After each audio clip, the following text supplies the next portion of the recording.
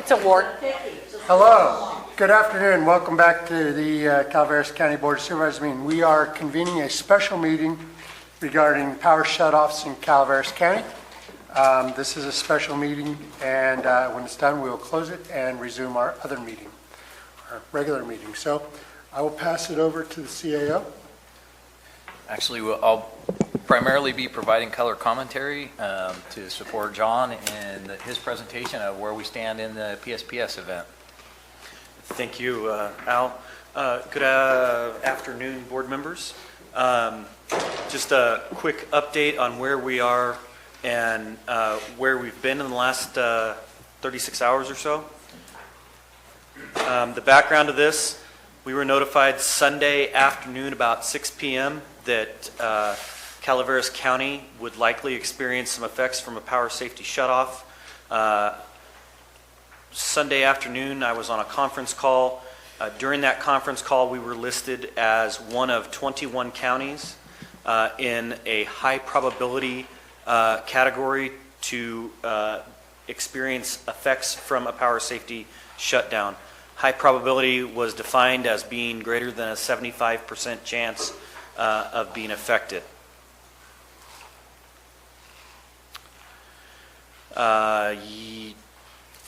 Yesterday, we took part in multiple briefing calls with PG&E and other counties and partners. Yesterday, about this time, the original event was scheduled to start approximately 4 a.m. on the 9th. It was rolled back to midnight tonight. So tonight, we anticipate going to bed with power and waking up without. The weather event itself was expected to last through the 10th at about noon for us. To give you kind of an idea about the scope of this, there's 30 some odd counties involved at this point. There are actually 3 contemporaneous weather events taking place across the state from north, as far north of about Tehama down into the southern counties that are not covered by PG&E, that are covered by Southern Edison. PG&E forecasts that once the weather clears up and they're able to re-energize, that process will take approximately 5 days. What that means is that even though the weather event is forecasted to end on Thursday at about noon, we may not have power for 5 days. The way that will work is over the 5-day period, as PG&E physically inspects all of the lines, they will begin to re-energize circuits, so it'll be a slow recovery over that 5-day period. By the end of that 5-day period, we should be completely restored. That is the red flag warning that was posted this morning for the valley. We are right about there. That would be the one little spot that is not in the red flag warning, and I believe that is actually at this time covered by a separate red flag warning. Red flag warning, extreme fire weather, rapid spread rates, timings from 5 a.m. Tomorrow morning to 5 p.m. Thursday. Winds expected to reach 20 to 30 miles an hour north and northeast with gusts to 40 and 50. Locally higher generally across the ridge tops. Very low daytime humidity. They've been talking about humidity down into the single digits. And poor humidity recovery overnight of 20 to 35%, which is low. What that means is usually during a fire at nighttime, the humidity comes in and helps us and helps the fire to lay down. But with those kinds of percentages at night, we don't really expect that to happen if we were to have a fire. This is the latest Calaveras County outage map. I apologize for its poor quality. There roughly is San Andreas, City of Angels, Copper, and the 4 corridor all the way up to Alpine and into Alpine County. As you can see, roughly in this area would be Valley Springs, which we do not expect to de-energize at this time.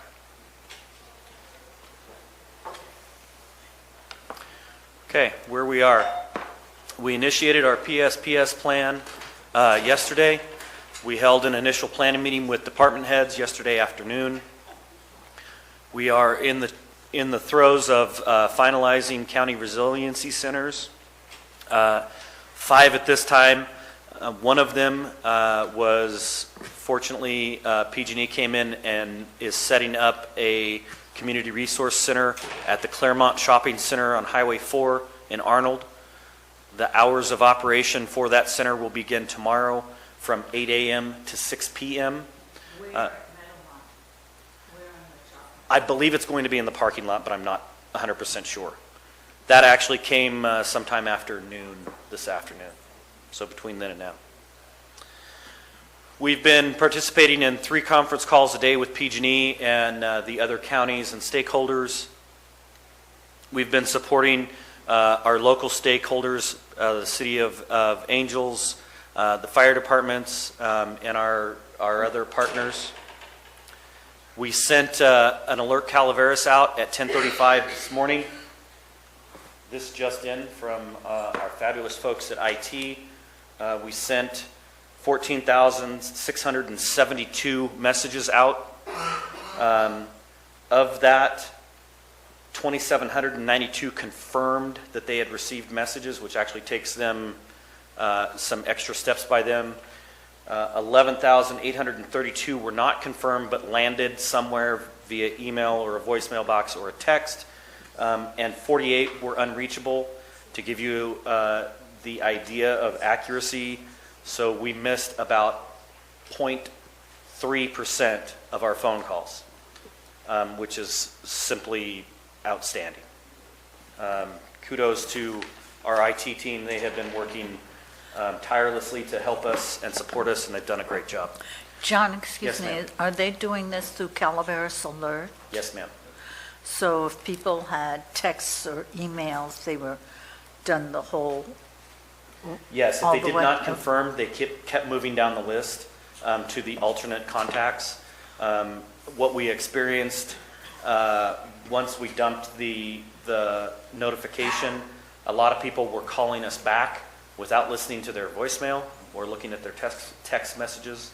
And so what we did as a backstop to that, we actually changed our business line to OES to reflect the message, and that seemed to help backstop those people that hadn't listened or hadn't received.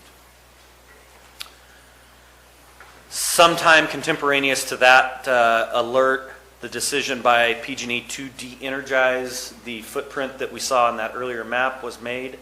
So let me be clear, this isn't an if situation. We will de-energize sometime around midnight tonight. What's ahead for us? Again, we will de-energize tonight about midnight. The weather event is scheduled to begin about 4 a.m., and that's with the high winds. Obviously, it's Mother Nature, and she will come and go as she pleases. So that's why they are shutting off at midnight. They actually need some time to run power through the switches in order to properly de-energize, and that's going to take about 4 hours. Here locally, we will be holding morning and afternoon briefings with our staff each day. We'll be maintaining the resource centers until re-energization of that particular area. We don't know quite yet where we stand in the priority to be re-energized. And over the course of that 5-day period, we will see incremental power return. And once we do that near or in the community that the centers are placed, we will close down and fold up that center. We're going to be opening our EOC sometime this afternoon or evening. Later today, I intend to declare a county emergency. And then we should see the weather event subside tomorrow about noon. There is a third wave, if you will, of weather, and I'm not sure if that's going to affect that end time or not. Thursday. Thursday, yes, I'm sorry. Days are beginning to run together. County services, we will have a list this afternoon of what we're going to be able to continue to do as a county. There are certain county operations that we are required to have open, and we have made accommodations to keep those functions open that we're required by law to have. We have our PSPS center that is nearby, and we'll be populating that this afternoon. That's me. Where'd it go? That is our ESC Chad, our contact information, and how to follow us on the web and keep up to date. To give you an idea, we have been trying to maintain a high presence on social media. The initial post where we announced that this may happen reached over 2,200 people and was shared, last time I checked, about 19 times. So the word is getting out. Again, super proud of the efforts of our IT guys to hit that accuracy level. It's simply amazing to be able to have that many phone calls and messages go out and them actually landing somewhere, whether it be a voicemail box, an email, or a text message. Does anybody have any questions? So if I can add a few things that you might have questions on real quickly. So our goals when we started this, really 3 key goals. We wanted to keep the community informed. You've heard about social media. You've heard about Calaveras Alert.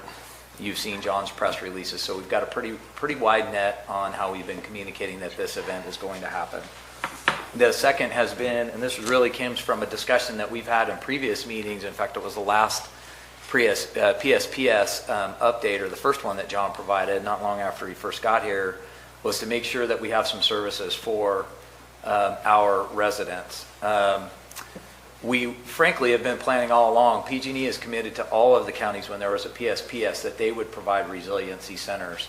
To overlap a little bit with what the calls are like to be on, that John's been on most of them, but I've been on some as well. They're painful. They're very painful because PG&E's, at their words, not our words, they're overwhelmed. They didn't plan, they hadn't contemplated a shutdown of over half the state, half the counties in the state.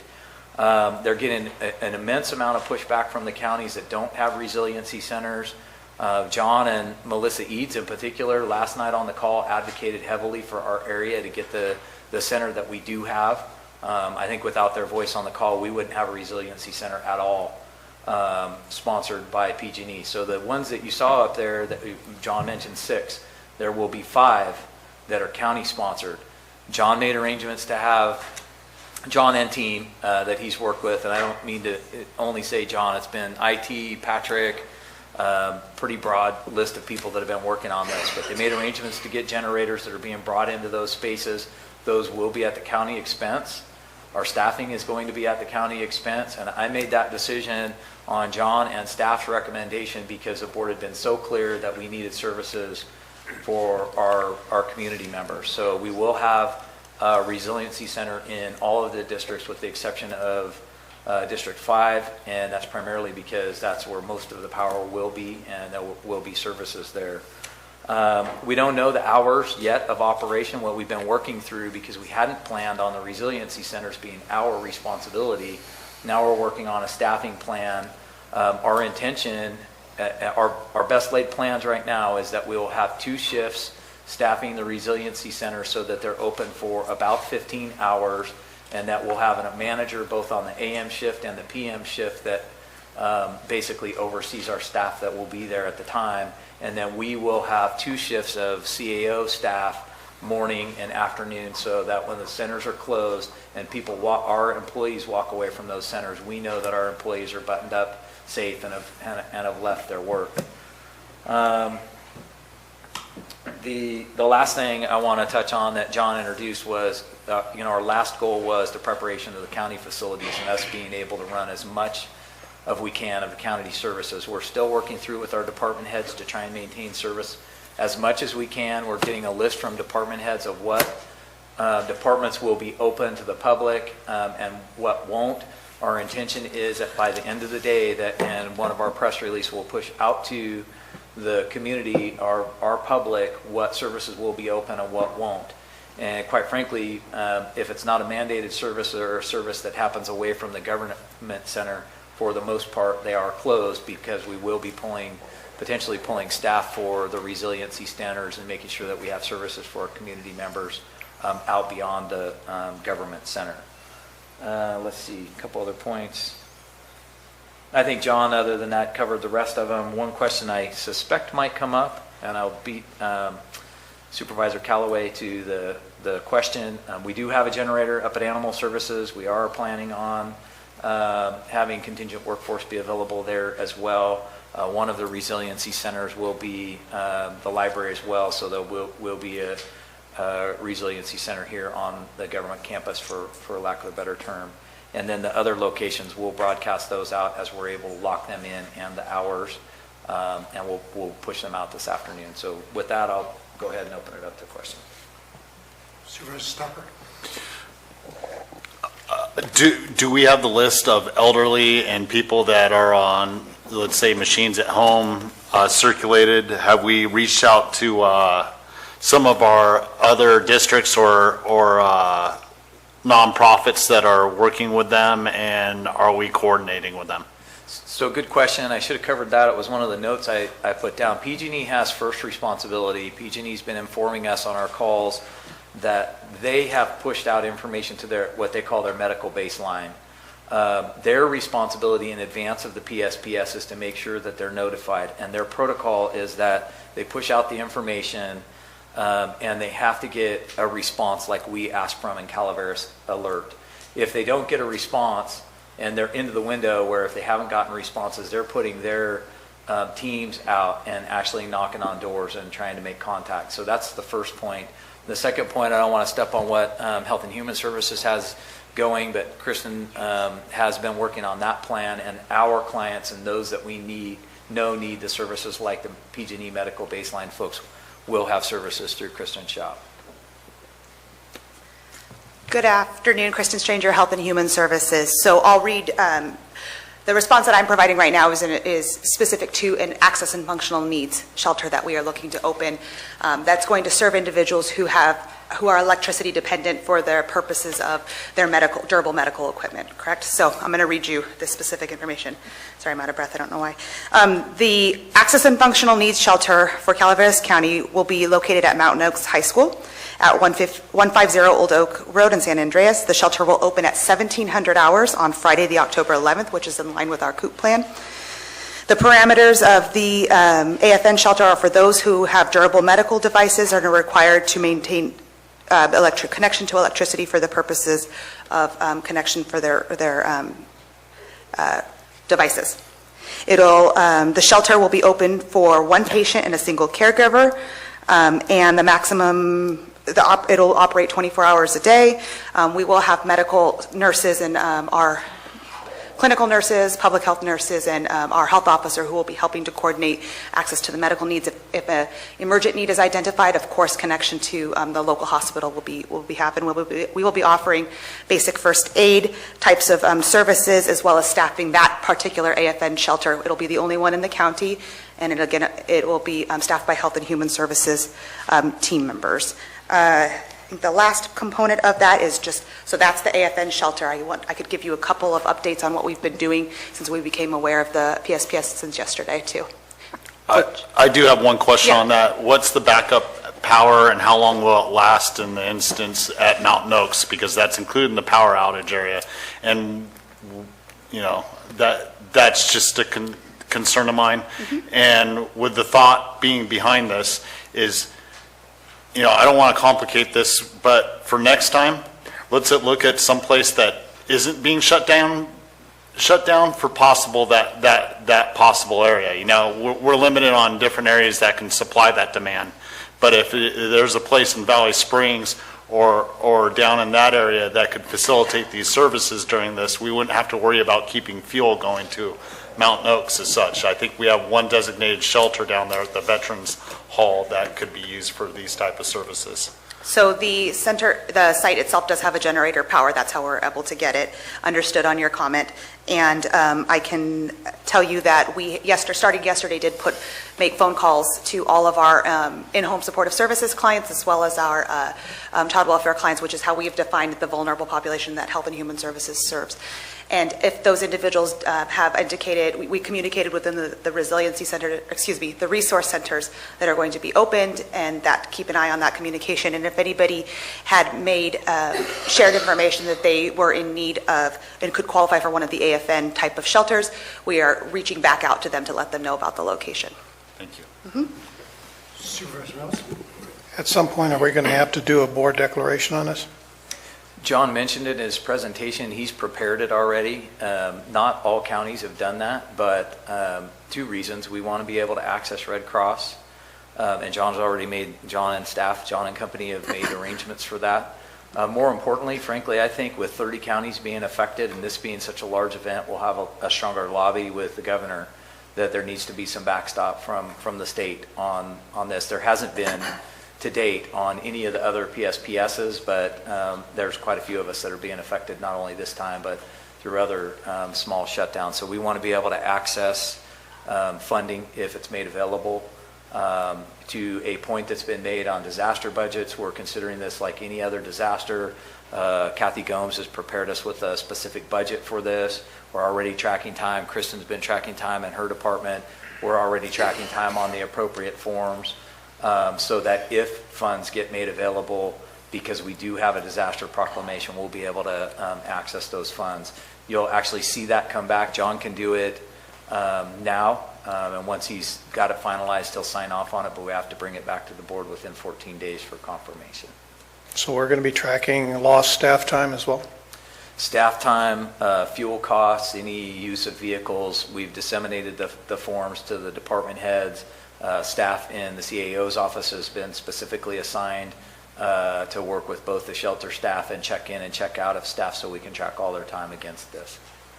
So my next question would be I think you asked, so lost staff time though? Yes. That would be where staff can't go to work. We'll have to track we'll be able to track the off time. We've asked for volunteers that will access accrued time as a result of this, so we will be able to track that based on their vacation, sick time, et cetera forms. So we'll make sure to track that. Okay. John, could you explain how National Weather Service defines their zones?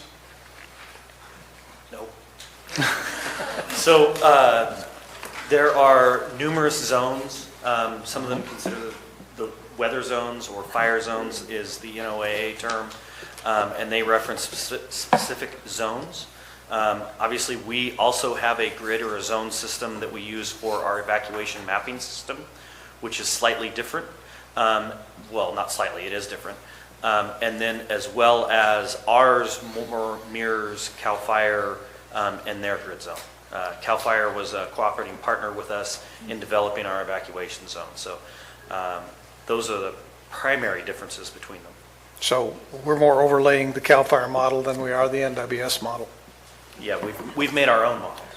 Okay. So and it's 2 by 2 mile squares. Thank you. North Fork project is independent on its own grid, basically, through to Escalon Belota. Have we heard at all from them as to how they're going to be dealing with this? I have not. Because that's like the city of Roseville. There's a lot of independent cities on that. Fire districts, I've been working with them in my area for quite some time on this. They've been desperately looking for identifying low mobility, oxygen dependent, insulin dependent within their area, and some of them are starting to put additional oxygen bottles on their first response units as backup, et cetera, beyond what PG&E is doing. Have they reached back to you, or are you working with them to be sure that we can clearly identify those people in need? We're doing that through a couple of different ways, through the PG&E baseline information that we have access to. And again, PG&E is the primary notification arm, and to touch a little bit deeper on that, what they've done is they use a system similar to ours where they begin trying to contact people They get down to the point where they're calling at once an hour to reach these people. And now that they've made the decision to de-energize, they are sending the teams out physically to knock on the door. If they do not get a response at the door, they are leaving hangars in addition to continuing those outreach attempts. And then, of course, on the hopefully off chance that they arrive at a location and find something that needs local responder attention, they're going to be reaching out to the local law enforcement agency, the appropriate agency, and requesting assistance. The fire departments, I anticipate that we will have representatives in our emergency operations center that we're standing up later this afternoon.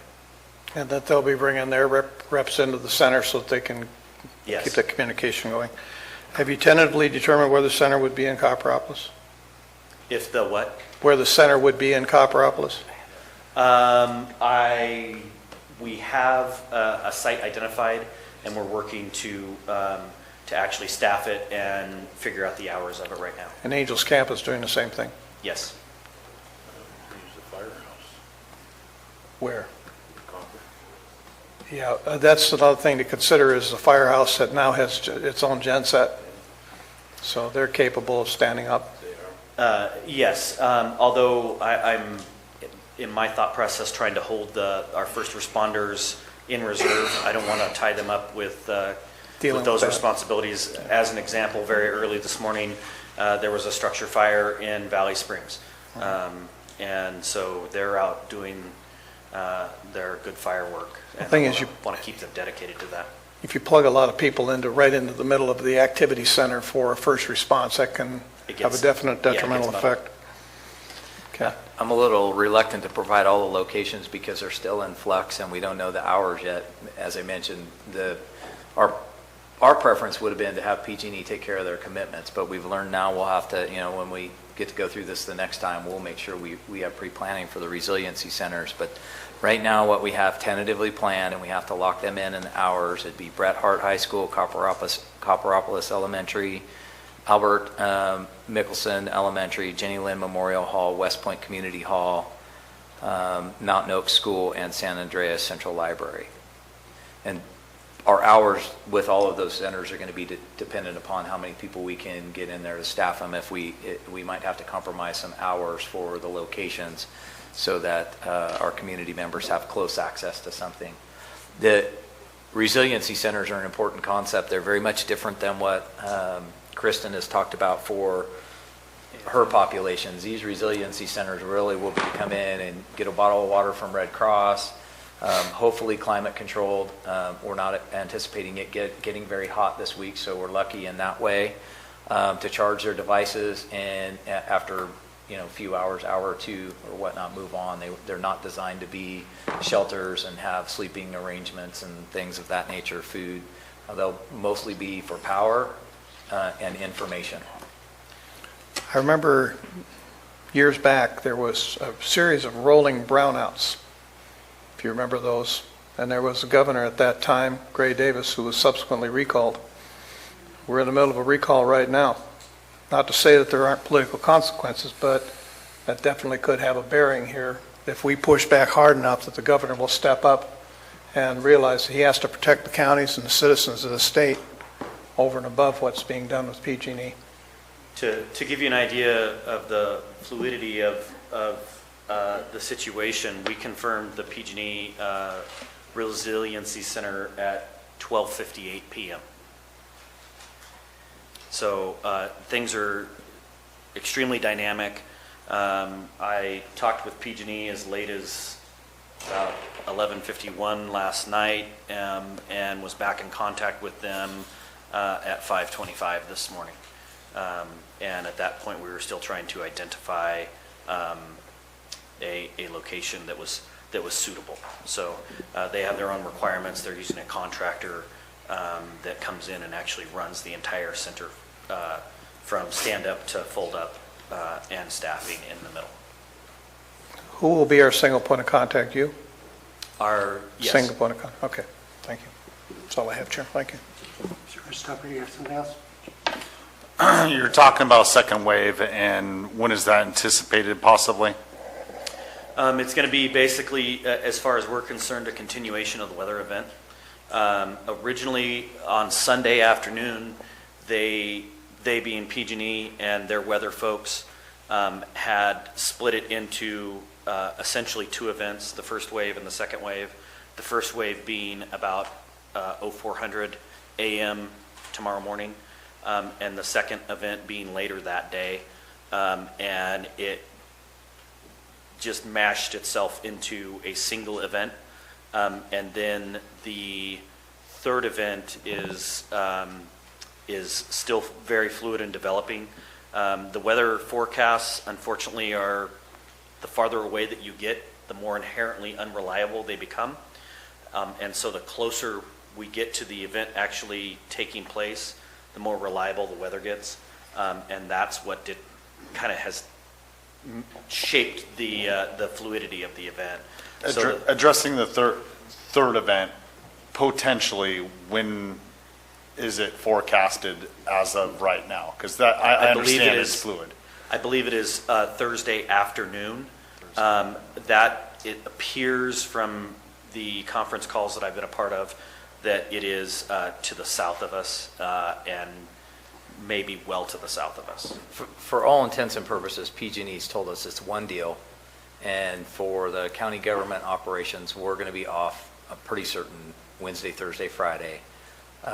We will make sure that the resiliency centers are open for the period of time that PG&E is shut off. So that means we may have staff out in those centers, and if it becomes extended because of the third event, I think we're overcomplicating it personally to look at it as three different events. PG&E's been real clear to say this is our window, and we're going to re-energize after that window. So I don't want our public to be concerned that now there's a second potential ESPS that's going to follow on it. They've been real clear for technical purposes, it's separate events, but for our public's purposes, it's all one big wind event, for lack of a better term. Understood. And where that stems from is from the last PSPS to the north that involved Butte and Yuba and Nevada County or Placer counties. They actually re-energized, and within 24 hours, actually it was about 18, I think, they de-energized again. And so I think they're going to be a little hesitant to break them up. And the first two actually collapsed into one fairly quickly by Monday morning. And then the third one actually cropped up this morning. I want to thank you very much for this. If we learn one thing in the Butte disaster, you guys have a plan, you have to execute it, and you let the board know what you need. Well, you do what you do. We'll get out of your way. That. We are doing our best to carry out your guys' vision of how this should be handled. Our team is working very hard for us right now, and we're tracking the things that we need to track ahead of time in the hopes that if we do have recovery, that we'll be able to recover that later. And if we don't, then we'll have some good information for us to use internally about cost and days of what that looks like per day, and we'll have some data that we can use to plan in the future. Thank you. Well, you've informed us long in advance that this was likely to happen. Supervisor Callaway, and then Stan, did you want to add something? Or Supervisor Callaway, do you want to go first? Stan, come on up. Hi, Stan Work, MIT. I just want to take a moment to thank Al, the board, for the support that we've had in this. Work to prepare for this has been going on behind the scene for months under Al's leadership. And so between Al, OES, and a number of departments, facilities, IT, GIS, there's been a lot of work that has gone on throughout your county organization to prepare for us for this point. And so I just want to thank everybody for the work that has gone on and for the support. It's been a big team event. Thank you. Well, looking forward to execution. Anything else, Al? Any other, Supervisor Callaway? You had a question? Hey, Captain Ballard. Oh, are you? Hunky dory. Is there like a PG&E website or something that people could connect to that you could also give us? I mean, some people signed up for their emergency alerts, but as we know, many people haven't. But if we give it to them, Yes, ma'am. I'll actually just refer to my handy-dandy notification that I received from PG&E. It is pge.com. And then there's actually the wildfire section and the community safety plan, or the community wildfire safety plan. Their telephone number is 1-800-743-5002. That's their landline. they'll have one. Didn't we push a reference out to, on Calaveras Alert that included that information too? So the Yes, yes, we we pushed pushed that. the contact info out to the public. as I'm well. on Calaveras Alert and I haven't gotten anything. I got 3 while we've been sitting here. Is there something you want me to go to Meadowmont Shopping Center? We will hand deliver yours to you. Doug, would you like to add anything to the point you made this morning? Or Kathy? One of you look like you're ready. Kathy? Ladies first. Good morning, Chair and Board. Afternoon. Kathy Galino, working with John and all of our agencies. We do have our resiliency sites finalized. I just did that, so we're happy about that. I'm working on the different departments on having labor pool, so working to coordinate that. Our resiliency centers are at Bret Harte High School. The times are not confirmed. We're looking at some time between 6 a.m. and 9 p.m., but those hours may vary based on need. And as I said, this is a fluid situation. The second one is Copperopolis Elementary. There'll be a 100 kilowatt generator delivered there. There'll be a 100 kilowatt generator delivered to Bret Harte. We also have the elementary school in Murphy's, the Albert Mickelson Elementary. A 55 kilowatt generator will be delivered there. West Point Community Hall. Red Cross is actually going to be manning that facility and providing a generator there, but we will have support staff there. We have San Andreas Main Library. We have a 55 kilowatt generator that's going to be delivered there, and staff. And then Jenny Lind Memorial Veterans District, which will have power in Valley Springs, but we are going to have people manning that as well to help with any information. Any questions? Supervisor Callaway? Yeah. When you do Bret Harte or Michelson, could you put the location and maybe the others too? Like Bret Harte's a big campus. Right. Yeah, so it's Thank the you. upper gym. At Copperopolis, it's the multipurpose room. At Mickelson, it's the multipurpose room. Michelson, pardon me, ma'am. West Point, it's the community hall. San Andreas Main Library, it's going to be the Chesborough room. And the Jenny Lind Memorial Hall, it's the main hall. And they're all 6 a.m. to 9 p.m.? Approximately. We will have staff there at 6 a.m. tomorrow morning. We'll have to kind of see how the day goes and staff up accordingly. And thank you all department heads for sending me your list of employees. Our intent with that is once we have those hours nailed down with our staffing plan, we'll be pushing that out not only through Calaveras Alert, but through social media. And just a quick shout out to Captain Ballard and his team. His patrol staff will be aware of each center and will be providing some close patrol when available to ensure that we have some presence there. And so that was one of the first things that we planned right off the bat, in addition to the captain assisting with standing up the EOC for us. So it's been a united front.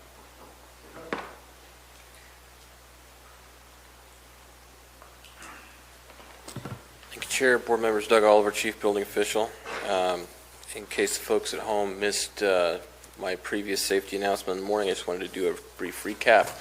Essentially, once PG&E notified customers, there was a lot of social media chatter about how to plug a temporary generator into your service panel in order to provide temporary power in your home. That is incredibly dangerous for a handful of reasons. One is just the fact that if you do locate that temporary generator inside an enclosed building, there's a potential asphyxiation or carbon monoxide hazard. Also, just the location of the generator in proximity to combustibles, especially dry grasses, has a potential for a significant fire hazard, which is essentially what PG&E is doing in their shutdown, is trying to avoid that hazard. In addition, improper wiring method is a direct cause of fire in structures, electrocution hazard, shock hazard, and can injure not just the occupants of the building, but potentially fire safety, first responders, and line workers. As mentioned before, your pole-mounted transformer, if you're pushing power back into it, it works in reverse and steps up to very high voltage, which means it can be incredibly, incredibly dangerous. There are several ways to do it wrong, and some of them don't seem terribly bad when you look at it. There is a tendency for some people to take an extension cord and put a pigtail on each end so they can plug it into into their generator and then plug it into the wall of their house. That's backfeeding power through the system and directly to that transformer. Not turning off your main and doing something like this increases the hazard from you and your occupants to everyone who could come into contact. So there's like I said, there's a handful of really bad ways to do it. Some of them are what we'll call not code compliant, but not imminently dangerous. So our staff, while they're out finishing up inspections that have been requested, if they come across someone running a generator, they're not going to cite any violations. They're going to assist in identifying any significant hazards and informing the public on how to take it from imminent hazard to unsafe, please don't do that, so that we don't perpetuate any significant issues in the county that's not directly related to the shutoff. So if there's any questions about this, you can contact me directly. I've also shared my contact information with the district fire chiefs in case their crews run across something that they really would like a second set of eyes on. Our staff stands ready. Any questions? That does bring up two good points. There is generator safety tips on our PSPS website that comes from his shop. And the other warning that we need to be mindful of is just because PG&E is turning off the power does not eliminate the fire risk. A lot of fires in this area this season have been started by powered lawn equipment being used after 10 a.m. And I think last week or week before last, somebody was actually cited for, they were grinding at about 2:30 in the afternoon. So all of the things that apply to the red flag warnings are still very much in effect. Please, please, please don't use powered equipment after 10 a.m. if you have to use it at all. And that we need to be extra fire safe minded. No open flame outside. Again, discontinuing the use of those mowers after 10 a.m. is very, very important. Should we have an ignition, the conditions that are in front of us are ripe to have a fire. Mr. Chair, just a couple of quick questions for John. John, on the prior power shutoffs that occurred, did they give, did PG&E give a time frame of when those would be turned, those power lines would be turned back on and power would be restored? And if they did, how close to those estimates did they come? So my response would be largely anecdotal based on my personal experience. The very first PG&E de-energization in Yuba County, it took them about 4 hours to inspect and re-energize the lines. They threw a lot of resources into that inspection, as they are planning to do for this when this event ends. The issue that we're going to run across with this particular issue is just the sheer magnitude of inspecting all those lines. They have, in my opinion, they have been at or before those marks that they have set, provided that they don't run across any problems. In a wind event, on a normal day where the power is on, if something falls into the power lines, the system will actually sense that and give them a notification. Because we turned it off, we also turn off that notification. So what that means, they can inspect miles and miles and miles of line, and it only takes one branch across a line, and they're not going to be able to re-energize that area until the branch is removed, the issue with the rest of the tree is dealt with, and they repair the line. So there's a lot of moving parts in making that happen on time, and So 5 days would be the best case scenario. that would be towards the, I would say that that's accurate. It's just going to take them time, and it's just going to matter about what they run into when they're out inspecting these lines. So I wish I had more. you may want to plan on maybe a day or two longer than that if you're.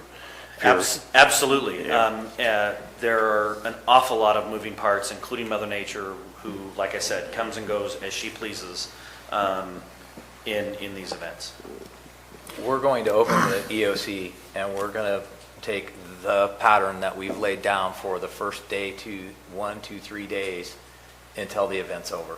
And if that affects us next week, then we'll go into Tuesday, and Monday's a holiday.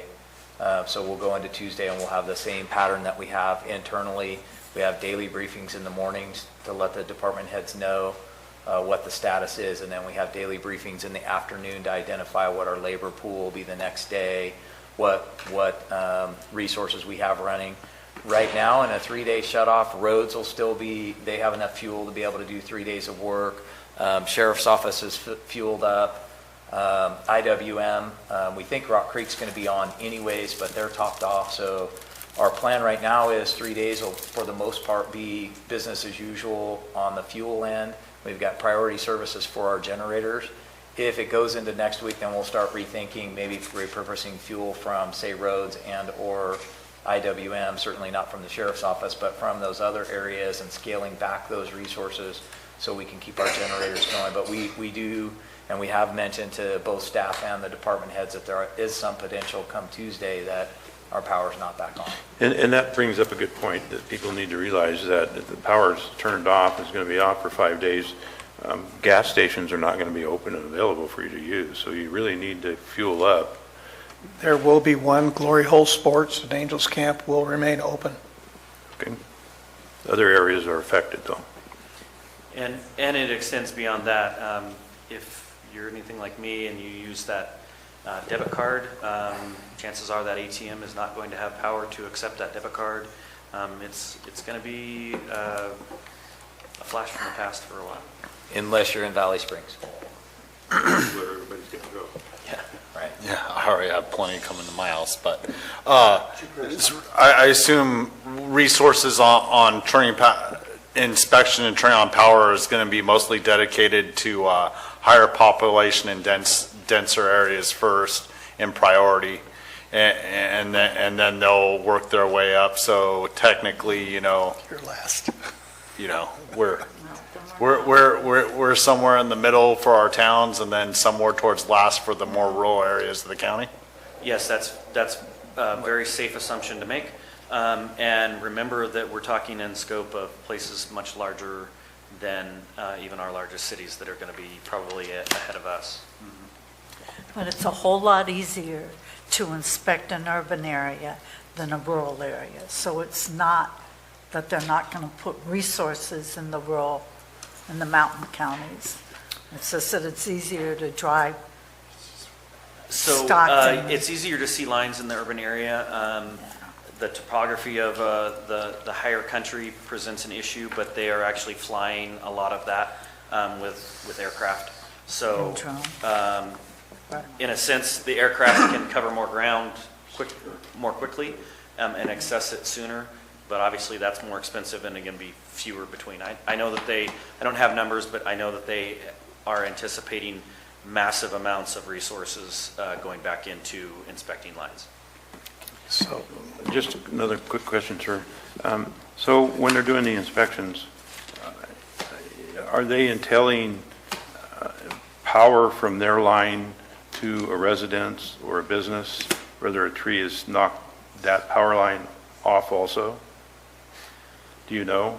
I do not believe so. They are primarily concerned with their equipment.